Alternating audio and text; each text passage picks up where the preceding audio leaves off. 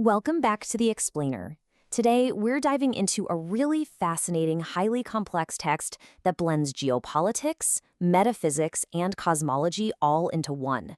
Our source material comes from a series of spiritual readings focused on the mission of Lord God El Cantare and the future of Earth. Now, whether you're totally familiar with these teachings or you're hearing about them for the absolute first time, don't worry. We're going to break down these massive cosmological concepts into clear, manageable steps to understand exactly what this text claims is happening to our world right now, and, more importantly, the specific defenses it outlines to protect humanity. So what exactly happens when earthly authoritarian control collides with actual cosmic intervention? It's a staggering scenario. The source material proposes that the geopolitical struggles we're seeing today, especially the rise of despotic regimes, aren't just human political issues. According to the text, these earthly power grabs are aligning with dark extraterrestrial forces. And the stakes? They're nothing short of the ultimate survival of human free will. Here's our quick roadmap for today. We'll start with the cosmic threat itself, then we'll walk through three specific defenses: faith and freedom, virtuous politics, and the power of light. Finally, we'll wrap it all up with how these combine in sealing the darkness. All right, let's jump right into part one, the cosmic threat, and this concept of a brainwashing society. To really grasp the defenses, we first have to understand the threat. The text identifies a highly coordinated danger aiming to construct what it explicitly calls a brainwashing society. It claims that malicious space aliens, negative cosmic entities, are actively influencing certain authoritarian states on Earth, specifically pointing toward regimes like China. The idea is that these dictatorships are essentially being used as vehicles by these dark forces to push a model of absolute state control, stripping citizens of their thinking ability and basic human rights. It's setting up a massive clash. On one side, you have the natural human state, defined by free will and independent thought. On the other, the ultimate goal of these authoritarian regimes and their cosmic backers, a robotized or cyborg society. The readings argue that these invaders want to conveniently manage us, stripping away our rights to create completely subservient populations that operate like predictable machines. And why do they want this? Well, the endgame isn't just about earthly political dominance. The source claims that once this highly managed, roboticized state is achieved, once the brainwashing is complete, the final step is a total hijacking of human society and the human soul itself. If our minds are empty to free thought, the text warns, malicious entities can just swoop right in and take over. Okay, so that sounds incredibly intense, right? Let's move to section 2 and look at the first defense against this: faith and freedom as a mind and spirit shield. Now, what's really interesting here is how the text positions spirituality as a totally practical, root-level defense system. It argues that earthly dictators desperately want to be recognized as absolute authorities, essentially as gods on Earth. Because of that, simply having strong faith and acknowledging a divine being beyond earthly rulers completely shatters their illusion of control. Faith, in this framework, is the ultimate shield against state-sponsored brainwashing.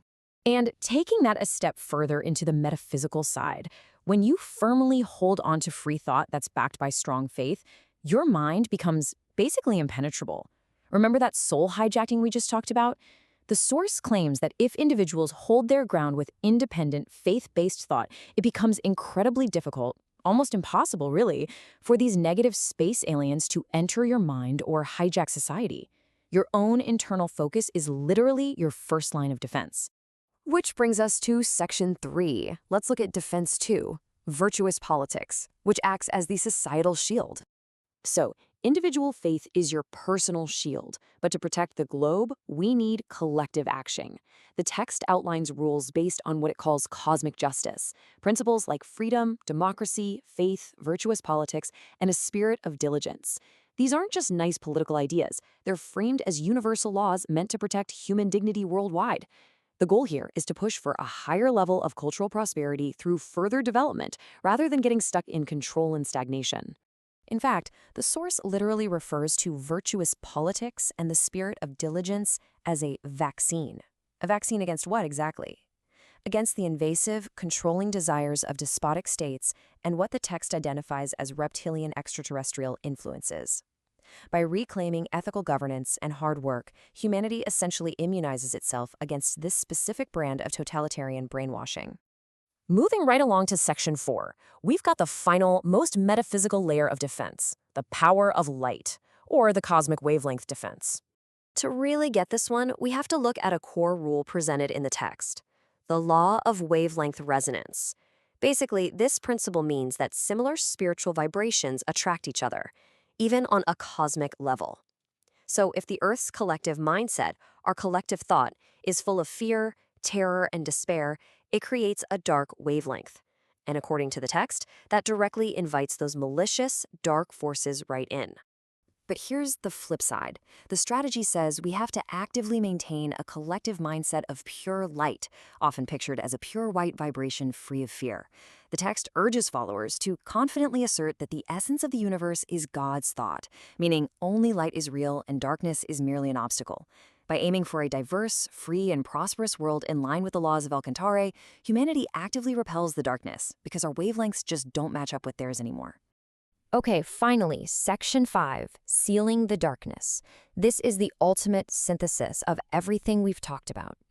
So how does this all come together systematically? It's a three-part machine. Step 1, you secure your own mind with faith-based free thought. Step 2, you secure society by reclaiming virtuous politics and diligence as a democratic vaccine. And Step 3, you secure the entire planet by affirming that only light is real, managing the collective wavelength of Earth. When you combine that internal shield, the societal vaccine, and the cosmic conviction of light, you get a total defense mechanism. The text claims this specific combo fundamentally mismatches Earth's wavelength with the darkness. It leaves zero gap for malicious aliens or totalitarian regimes to intervene. It effectively puts a heavy lid on the darkness, sealing away those cursed past civilizations and dark forces for good. It's a huge, intricate framework that ties your own everyday individual thoughts directly to massive cosmic struggles. So, I want to leave you with this.